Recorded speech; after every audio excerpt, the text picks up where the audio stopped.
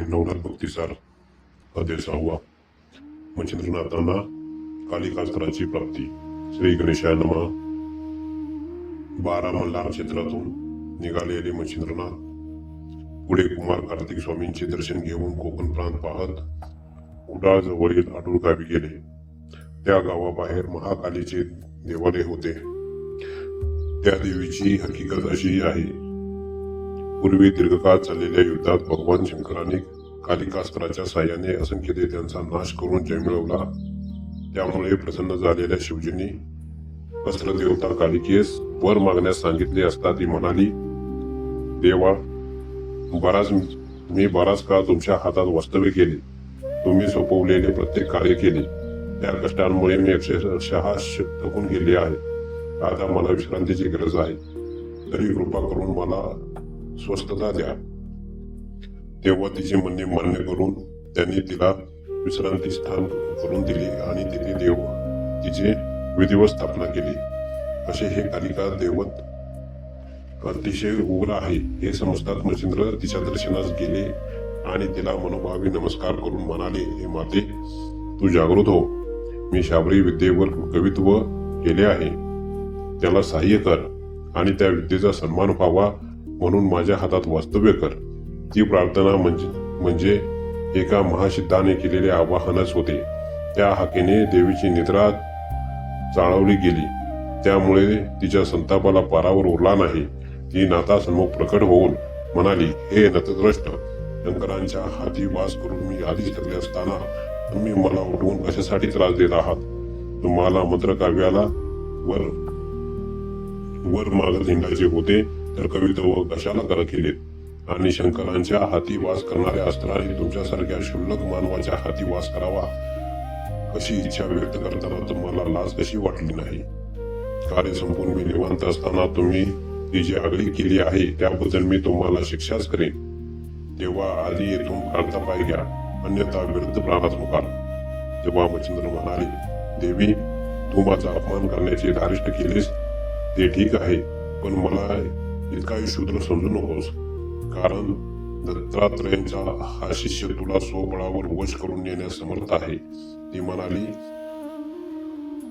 धीवर पुत्राने चित्र विचित्र वेश धारण करून माझ्या समोर पराक्रमाच्या गप्पा मारू नये. भूतावळ वश केली म्हणून कालिकाही वश होईल या भ्रमात राहू नये.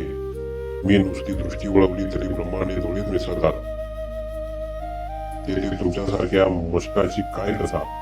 त्यावर ते म्हणाले, शिवकार्यासाठी राबलीस म्हणून एवढा टेबा मिळवण्याची काही गरज नाही.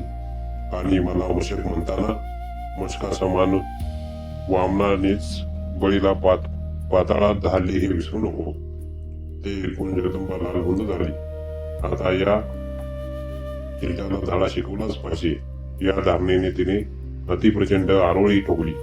त्या भीषण गर्जनेच्या झणक्याने अवघे त्रिलोकी हादरून गेले. चराचराचा थरपकाप उडाला.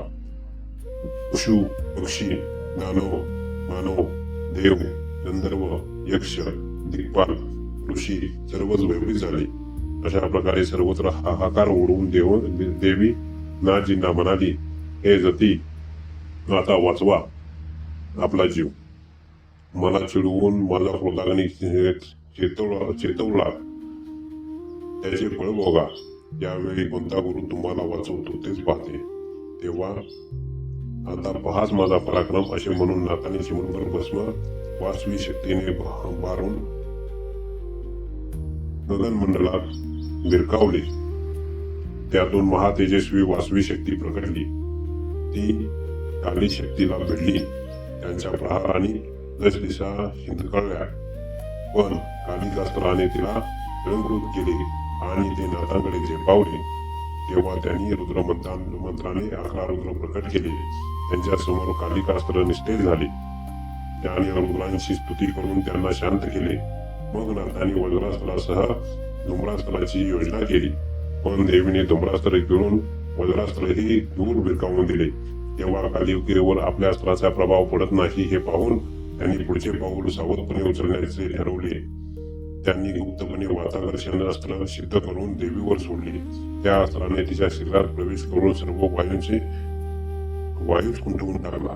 त्यामुळे तिच्या अवयवांची हालचालच थांबून ती व्याकुळ जर्जर होऊन आकाशातून खाली कोसळली. त्या मूर्छापूर्ण अवस्थेतही तिने शंकरांचा धावा केला.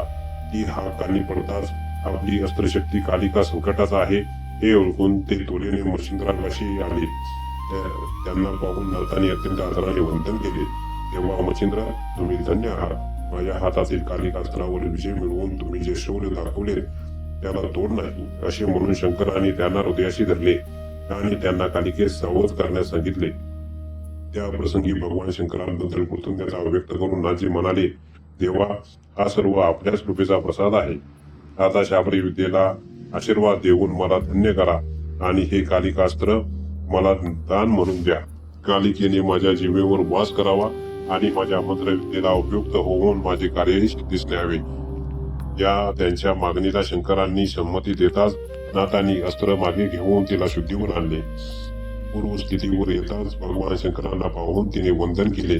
तेव्हा ते म्हणाले, कालिके, तू इतकी वर्ष माझी सेवा केलीस, तशीच यापुढे जगत उपकारासाठी या मच्छिंद्रांची सेवा कर. तेही माझेच कार्य आहे. या कामाबद्दल मी तुला नागरत्न देईन. ते ऐकून तिने जशी आपली आज्ञा असे म्हणून त्यांच्या बोलण्यास संमती दिली व मच्छिंद्रांना जवळ घेऊन त्यांना मदत करण्याचे अभिवचन दिले.